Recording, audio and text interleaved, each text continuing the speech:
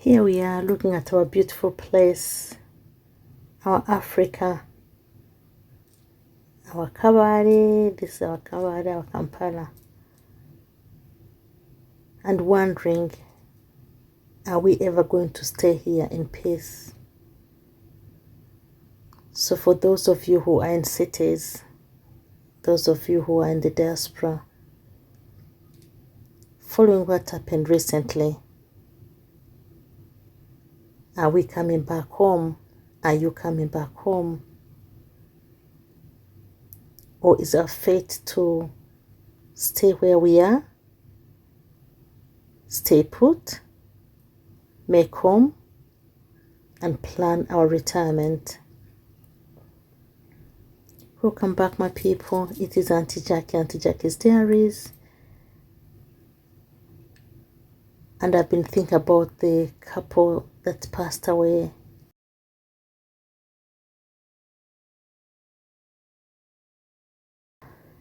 When I see this beauty, when I see this place, bringing back childhood memories, honestly, we have to think. And we have to plan and replan our plans and our future.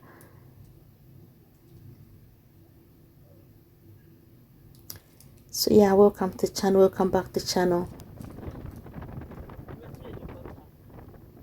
Not wanting to be gloom or doom, how can I refer to it? But the death and the passing of this couple has shaken quite a few people in the diaspora, and some of us who live in villages.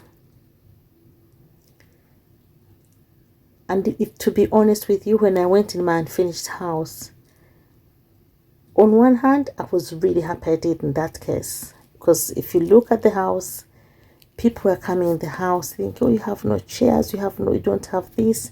And to me, that on the other hand, apart from not having the funds to get the amenities I want, like the cooker, the toilet in the house and everything, on the other hand, it was a form of safeguarding me, because quite a few people when we moved in would come all the time, and at that time I didn't know who was a friend or foe, so I was like, somehow welcoming them, but also because it was still a building site and people had worked on that site before I moved in, I would let people come in, not in the house but in the compound. And remember, we had no gate. So really, God protected us. Psalm 124, God protected us. And I think the protection was because they looked at this house with holes and everything, and they were like, okay, this one here, yeah, William, touching it into, she has nothing, so what are they going to come and take? Which was true. But then on the other hand, we think, you see people who are so rich in Uganda. Guys, people are rich here. People are driving new Mercedes-Benz, new BMWs, new Jaguars. Yes, a Jaguar. And they're rich. And some are rich because of their own money, not because of the government money. They are rich because of their own money. And I tell you, they are living their lives. They are comfortable. Nobody's attacking them. You know? So it's not because this couple was so rich. No, I don't think so. It's because people are evil and they're jealous. And then another one said, maybe it's because they had put their lives on social media. Honestly, if you look at what people put on the social media, go ahead and see. Let's go ahead and look at what people put on their social media. I don't think that could be the reason why. It may be, but in this case, I don't think so. And I don't know if they really were on social media. I don't know, and I haven't heard that. And if it was, yeah, it's something I haven't heard. But for some of us who want to really go back home, are yearning to go back home, are tired of living the diaspora, tired of living the cities, what do we do? What could be the solution? We've gone about, somebody has said in the comment section, and I had that in mind, getting gated communities. Let's get some gated communities. That, of course, comes with its own positives. You've got support around, you've got security. It's gated around, of course, with the dogs and everything. So we get gated communities. That's one. But also it comes with its own downsides. There's no freedom of being in your own place, in your own gated place.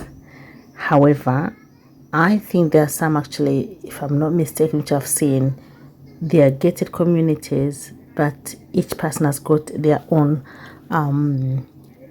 like compound. So that could be one of the solutions we could have. Then on the other hand, is to go back in the villages and live such a low life that people, and you go in places you don't know, and somebody said let's go in places people don't know you, and that's another idea, another option. But for example, somebody like me, I wanted to go back to family, I want to go back to friends, albeit that the friends that we left behind when we go back home tend not to want to know us, because they have either moved on in terms of friendships, and we are out of their league. They are like, whoa, these people are like not my league. They have moved on basically, and so we need to make new friendships. So of course, when we go to these new places, we make new friendships, we go to church, we get to know people. But somehow, somewhere, especially if one has got children, it tends to come out. When I moved in my village, I really tried to keep a low profile in terms of how I was living, like I was saying before. But eventually they found out. And that scared me. Every time I would come, I would be scared. And they would say, oh, this or this. That would really frighten me. Now, seeing what has happened, I can see my fear wasn't unfounded. But sometimes you think you can't live without fear. Feel the fear and do it anyway, because that's why we have peace. That is why I have peace. To be honest with you, so much happens in the diaspora, in the cities. Yes, you live life, and everything. But if you really, personally, if I really pin it down, I am more at peace when I'm in the village. And maybe true, I am the village girl who I'm meant to be, because I was born in the village, and that is it. Yeah. So let's keep enjoying this scenery for now. This is our journey. It's a Mbarara Kabale, but that's the beauty that we have. Let's enjoy it for a while.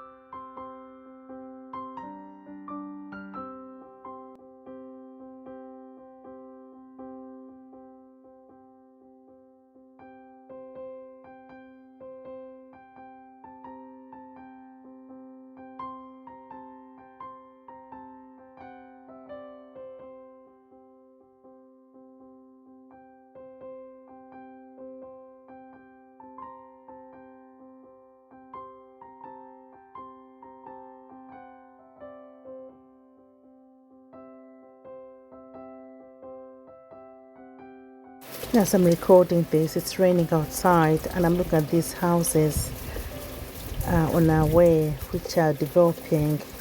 As a child, they used to be, yeah, look at those houses there. Really beautiful houses coming up.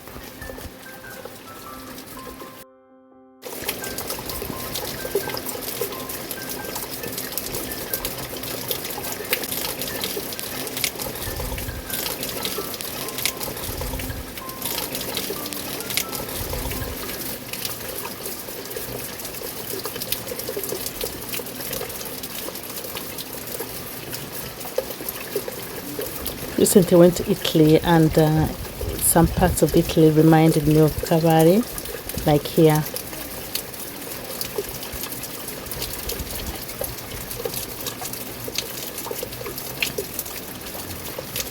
That's sorghum. Do people know sorghum? We don't have a lot of it in Kampala, but that's sorghum. It makes ubushera. Yeah, that's what ubushera comes from. Not so much millet. Musururu omuramba.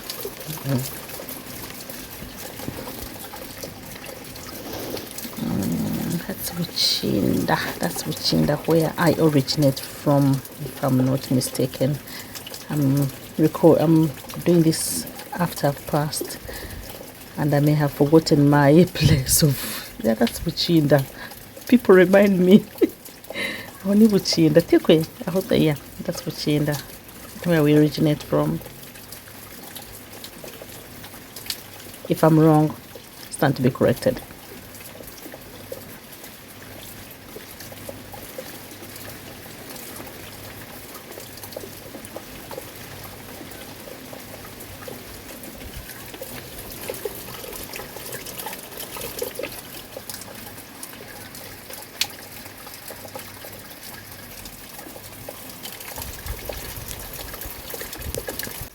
Now this is about fetching water.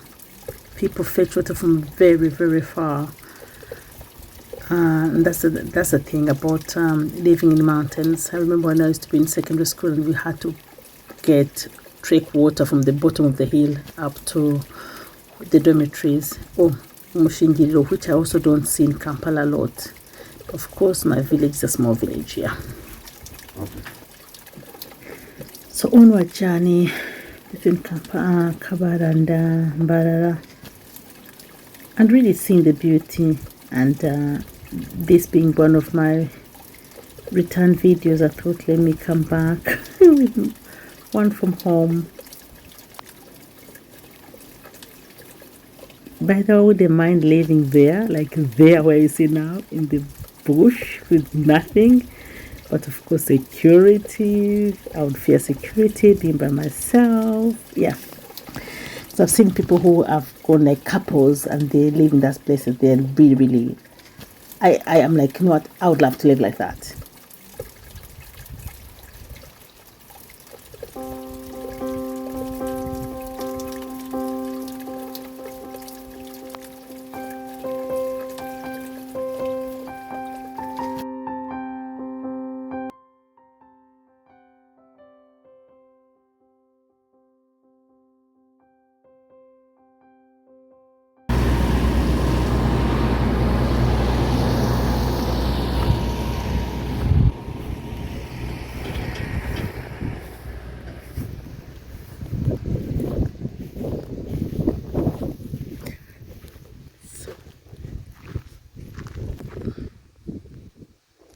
That is where we are going. So really, this is Kabale. This is Kabale, as the farmer Muzungu. This is Kabale in its essence. That is the road we're gonna pass. I don't know if you can see it. Yeah.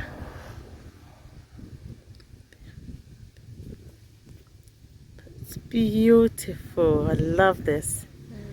I literally love this. And that's a watchtower there. That one's a watchtower, definitely. I don't think somebody's room. It's a watchtower, definitely. Wow. Somebody that's really built well. So these are the bibungu bituragamba. When somebody has to go and when you take a boat cover and bibungu, this is the example of what we are. And that's where we've come from those trees. We've come from there, around there. So we come, and we've headed here. That's an example of a sculpture of an avocado. That's our road taking us down, and there we are. No more.